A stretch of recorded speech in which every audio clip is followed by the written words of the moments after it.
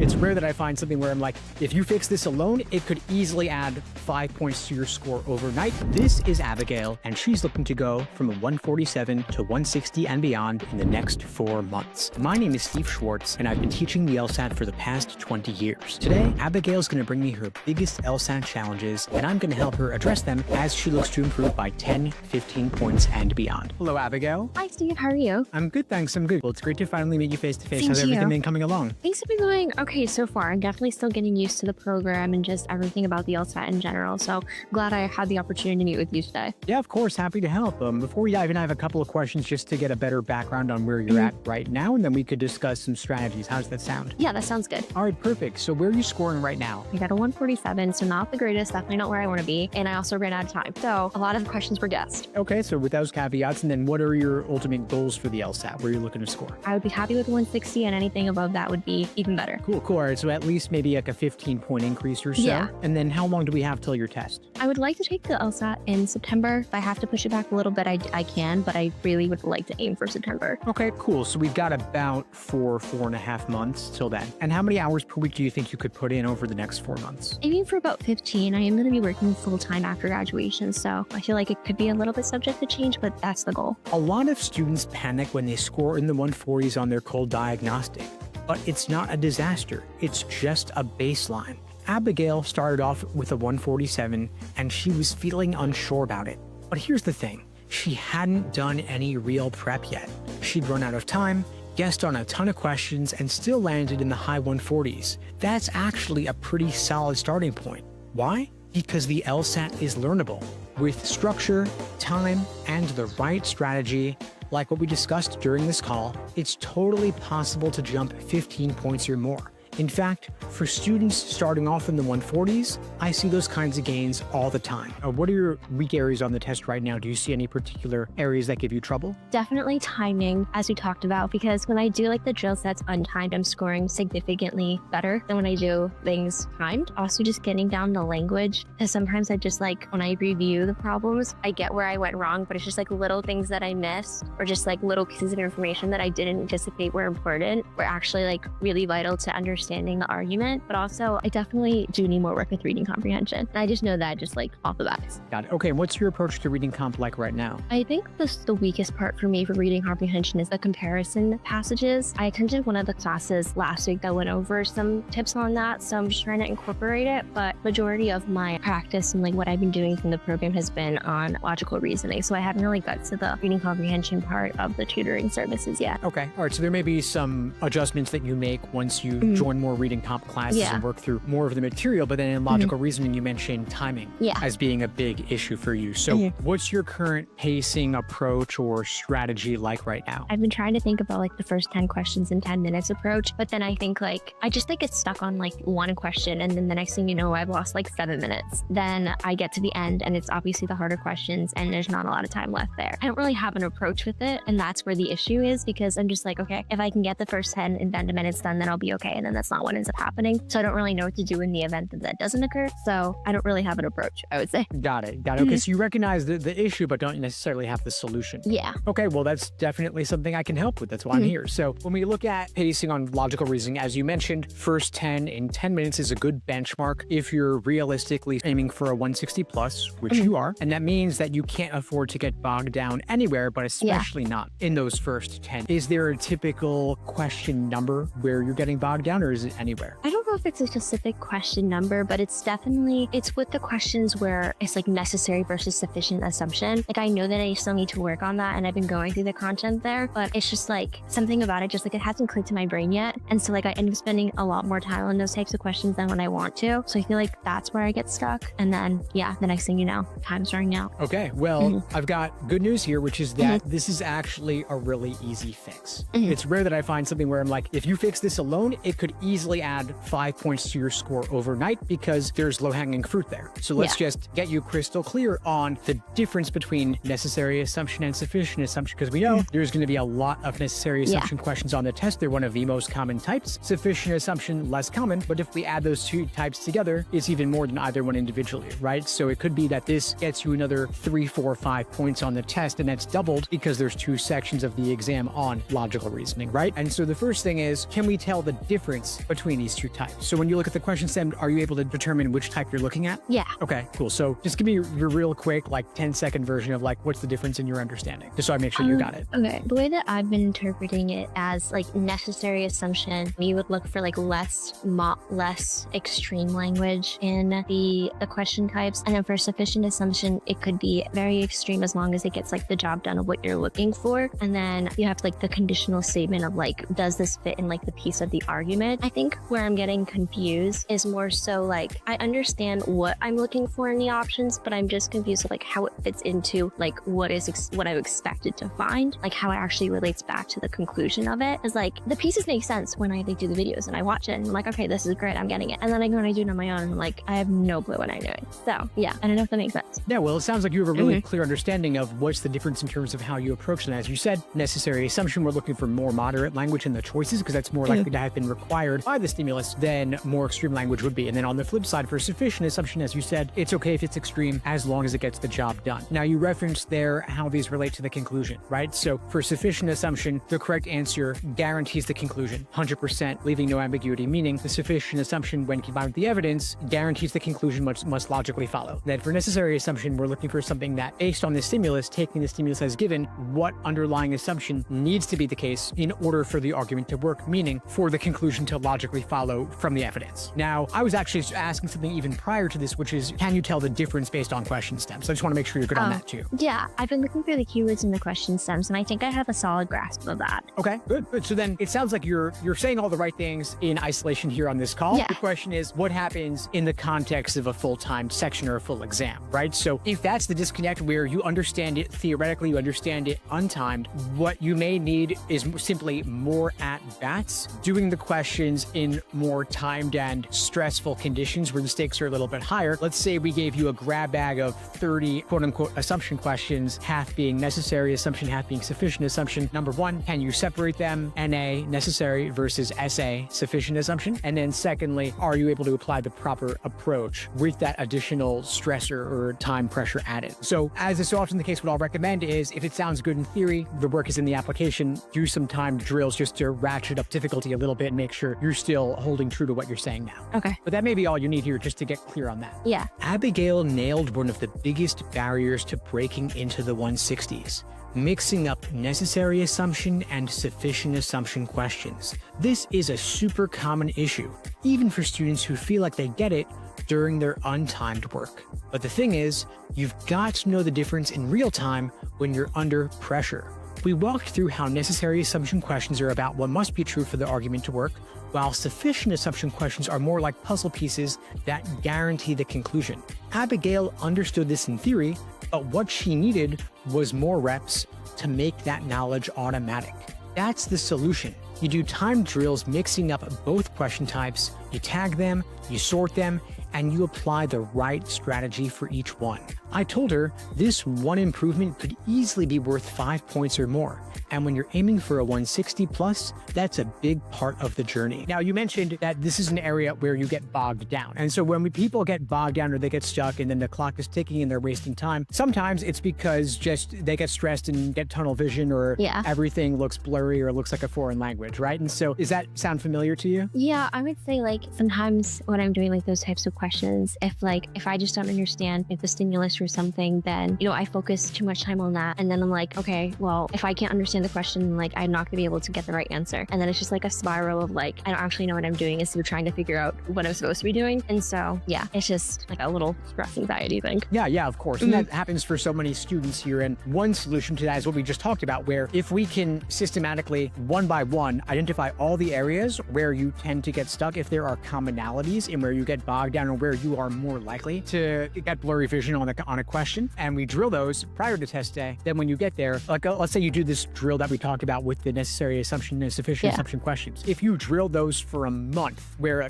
every week or twice a week you were to do a drill of 30 questions of that type, do you think that your understanding would be more clear a month from now? I feel like that would definitely help. I just worry that like it's not necessarily the timing and it's more something foundational, because I do get it, but then I just feel like when I I go to do it, like everything that I remember is just gone, if that makes sense. I feel like the timing of like the drill will help, but I also don't know if it will help me like with the actual application of it if I'm still a little confused. Yeah, well, the key is that we got to figure out what about it could you still be confused on? Because we talked about how to tell the difference. You sound like you're good on that. We talked about theoretically what is the each argument question type asking you for. You correctly identified the difference there. Now, one thing we didn't get into, which is beyond the scope of this call right now, is to look at what are all the different types of necessary assumption questions, what are the different types of sufficient assumption questions, are there any gaps or holes in your foundation there? Because maybe you're good on 2 out of 4 for each type, but if you're missing half of them, then you could get bogged down if that one type or 2 types come up. So it could be that in addition to the drills, maybe you also need to go a little bit deeper in reviewing the foundational material. We've got tons of lessons on each of those types inside the program. You can also cover them in the live semi-private sessions as well. Okay. And so that could be another area to work on in addition to the drills. Okay, that makes sense. But the idea here being is that if there are certain patterns in where you get bogged down, if we can shore up the gaps in your foundation during your prep work over the next month or 2, then your final month or 2 prior to the test will be smooth sailing, just taking practice tests and working more on endurance. Okay. Then the last thing is, aside from gaps in understanding, sometimes people get bogged down just because of stress. Then the solution is, can we recognize when you're getting bogged down and then just make a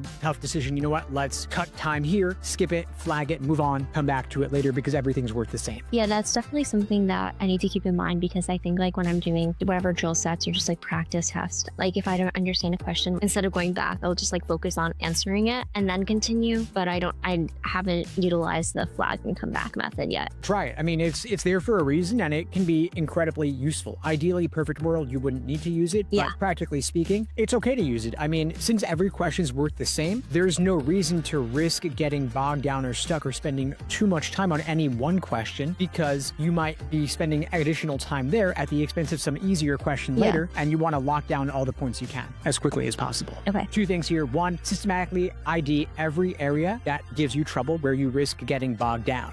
You mentioned the necessary assumption, sufficient assumption. Are there any other areas where you typically find yourself maybe more prone to getting bogged down? I haven't gotten to this part of the course yet, but I do think that I need to work on like must be true statements. I feel as though there's a little bit of confusion and just like the vocabulary or like exactly what I'm looking for. So I think that that'll be an area where I need to do some more additional practice on when I get there. Okay. Yeah. So that's another big area to focus on. Again, like the three biggest types in logical reasoning are necessary assumption, inference, and flaw. When I say inference, I'm including there must be true and most strongly supported. So the good news here is that you're mentioning some of the most common question types. If you were saying, I only have trouble with evaluate the argument, or I only have trouble with parallel, I'd be like, that's not great because those are rare types. So gaining there isn't going to gain you that many points. But if you gain points in a really common type that shows up more often, then you're going to get more bang for your buck devoting time there. Abigail described something I see all the time. She gets stuck on one question, spends way too long on it, and suddenly she's scrambling to finish the section. It's tunnel vision.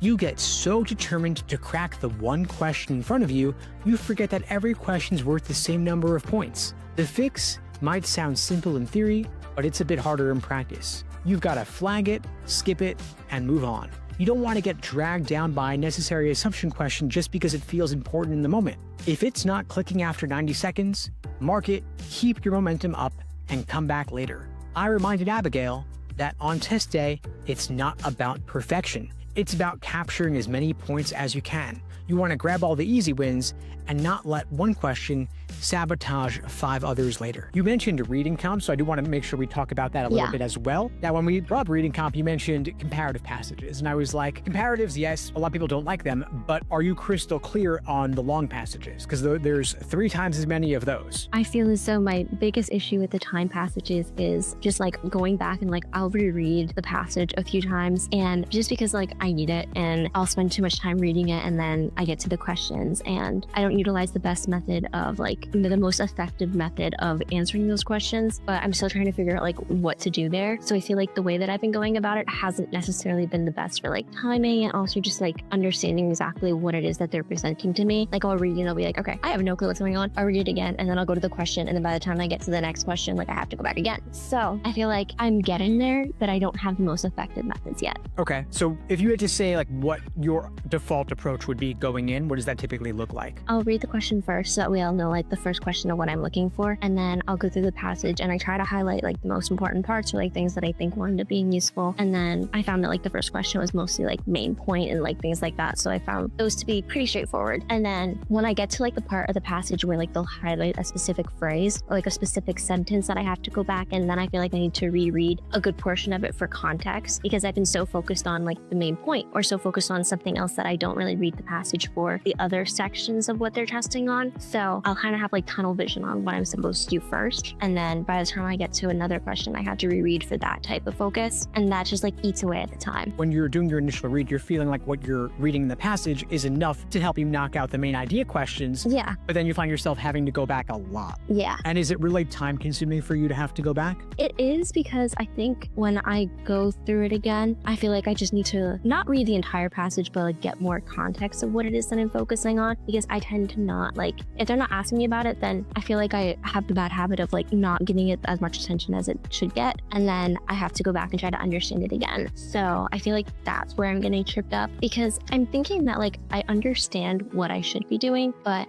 it's just putting it in practicality is where I'm getting stopped. Got it. Okay, so it could be that you've got to get more efficient at going back more quickly. Because the thing is that you can't hold all 450 words in your head at the same time, and you don't really need to. The passage is there. It's available to you. I think you're right to walk away from the passage focused on the main idea, because that could help you knock out roughly a third of the questions. Your main idea, primary purpose, passage organization, best title, tone, author's opinion. You can knock those all out just on your initial read. The going back is, as you said, where it gets more time consuming. So there's two things you can do. One is you can get faster at the main idea questions to give you more time for the detail questions that require the going back. And then secondly, you can get faster at the going back process. And so the key is not to memorize everything with a photographic memory, but rather, can I find what I need quickly when I need it? So can you establish a quick mental map of the passage where you know the details on this topic are over here towards the end of paragraph 1, or the details on this other topic are here in the middle of paragraph 2. And so you know, generally speaking, within say 5 lines where you got to go back to find the details when you need them. Abigail's reading comp issue is something a lot of students face. She reads the passage, then rereads it, then has to go back a third time just to answer the questions. It's not that she doesn't understand the ideas, it's that she's not building a mental map of the passage. On the LSAT, you don't have to remember every single detail. You've just got to know where to find the details when you need them. So here's what I told her. On your first read, just get the main idea and the structure down. Note what paragraph serves what purpose. When the question later asks about a particular phrase or detail, you don't panic. You just think to yourself, where in the passage did they talk about that? If you can mentally tag each paragraph with something like author's opinion, background, or example, you will cut your rereading time in half. And that alone could be worth 3 to 4 more questions right on reading comp alone. It's okay. No, I'd say big picture here, focus on logical reasoning, because it's 2/3 of the test and you have some clear direction in terms of where to work on, not getting bogged down, working on the necessary assumption, sufficient assumption, then getting to must be true. Those are going to be some huge areas for you to get at least 5, 10 more points when you put that all together. Then maybe another 5 from getting a more refined reading comp approach. That alone could get you the 15 points you need to get you into the low 160s minimum, and you've got 4 months. So even if you spent the next month on logical reasoning, another month after that on reading comp, you've still got 2 additional months just to work on endurance, a bit more on pacing, and then targeting some new weak areas that might come up. Yeah, that would be great. Yeah, of course. What else? I feel like those are the big things that I'm trying to focus on right now. Sometimes it's just like, it's hard to see the big picture, because I'm like when you're just like doing it right now. So I'm trying to like keep in mind that like it'll come with time, and then I just have to keep going. You're still early in the process. You've already got a great handle on some major weak points, which is great because those are high yield or high leverage. When you talk about more common types, there's more points you can gain in those areas. And so the low-hanging fruit is definitely really encouraging. And plus, combine that with the fact that you have 4 months and change to get that increase, which is a pretty reasonable increase. High 140s to low 160s is honestly one of the easier increases you can get. It's a lot easier to go from a 147 to a 162 than to go from a 167 to a 182, because 180 is the max. But aside from that, where you're at right now, the gains come really easily because there's still foundational work to be done. And so I have no doubt you can get there if you apply apply what we talked about today. Yeah, okay. And I have the full intention to, so I'll get there. Awesome, fantastic. I do have a few questions about just like reviewing. I've been hearing a lot in like the videos about you need to have like a solid review and like a method of like how you want to review. And truthfully, I didn't know how important it was until we started talking about it in the classes. And so I'm just curious of like ways to improve that section, because I do think that it has a lot of importance for me. So because like right now I've just been like going through the questions that I get wrong and like, you know, trying to figure out exactly like what part confused me and like go from there. So I'm just a little curious of what you'd suggest to first, I guess, like make that more effective, but also just like to actually understand what it is that you're doing wrong. Yeah, absolutely. So I'll send you some lesson links on this, but big picture, I'd be looking at documenting your review process. So keeping some sort of log, like either a Google Doc, it could be a physical journal, it could be a spreadsheet. And then you have different sections for every question that you get wrong or have difficulty with, looking at, was my mistake stemming from misunderstanding something in the stimulus, misunderstanding the question type with the STEM, or misunderstanding something about the answer choices. So if it was in the stimulus, what might have thrown you off or led you to misunderstand the stimulus is something in how the stimulus was structured or how it was worded. If it was the question type, were you not clear on which type you were looking at? And then if it was in the choices, was it something about the wrong answer that made you pick it? Was something tempting about it? And then on the flip side, after the fact, upon reflection, what ultimately makes it wrong? And then for the right answer choice, what made it seem unappealing at first or what discouraged you from picking it? And then what ultimately makes it correct? Because you have these traps of encouragement towards the wrong answer. They do get me. Yeah, they do. They do. So you got to figure out which tricks and traps you personally are uniquely prone to falling for so that you can avoid making the same mistake again. Do they keep the traps like not consistent, but like are there commonalities in the traps? Oh, yeah. Okay. Oh, definitely. I mean, one thing they'll love to do, for example, is the first half of the choice will sound really good, but there's one little word in the second half of the choice that makes it wrong. And people don't read all the way to catch that little detail at the end. And over time, as you document it more, you'll see more and more of the tricks and traps, and you'll figure out which ones you've been fooled by enough times that you'll learn the lesson to not make the mistake again. And the idea is that when you do questions now, you make the mistakes now so you can learn from them now and then not make the same mistake on test day. Okay. And that's something that we'll go over oftentimes in the semi-private classes. And then if you're ever interested down the line, then you could also cover that in one-on-one coaching if you ever want to go that route. Okay. Yeah, that makes sense. Thank you. Awesome. Of course, Abigail. Before we wrap up, what would you say is the biggest insight you got from our call today? There's been a lot. Definitely creating a better structure for the trap for like the things that I don't understand, and understanding that it's like foundational things and that there's areas to improve, and like doing more drill sets and focusing on timing and endurance of those can help me like get to where I want to be with those types of questions. So I would say that because I mean, it's one thing to like watch the videos, and then it's another thing to actually apply and like do it with repetition. So I think that taking that advice would be really helpful, especially for like the areas of like necessary versus sufficient that I'm sure where I can improve and get a big point difference with those. So I think that'll be a really helpful takeaway. Fantastic. Well, keep at it. It was a pleasure. If you need anything at all, just reach out. Yes. I'm happy to help. Okay, thank you. Yeah, it was nice meeting you on you too. Like a call. So you're finally on video, of course. Have a good one. I'll talk to you soon. Thank you. Of course. Bye. Bye. Abigail had been going back to her wrong answers and trying to figure out where she went wrong, which is good. But it wasn't getting her the clarity that she needed. And that's because the key to LSAT review isn't just asking, what did I miss? You've got to ask, why did the wrong answer feel right? Why did the right answer feel off? And what trap did I fall into?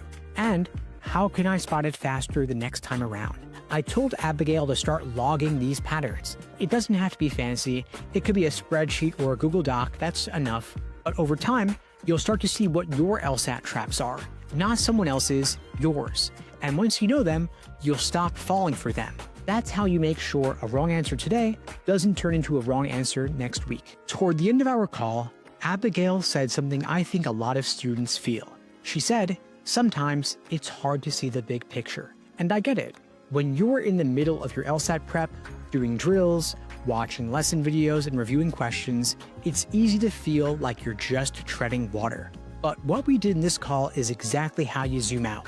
We broke down her biggest pain points. We built a plan to tackle them in phases, and we clarified what wins look like at each stage. For Abigail, that meant starting with logical reasoning, fixing necessary assumption questions, mastering inference questions, and getting faster at identifying traps. Then, she's going to pivot to reading comp with a focus on mapping out the structure of the passages and improving her ability to retrieve information.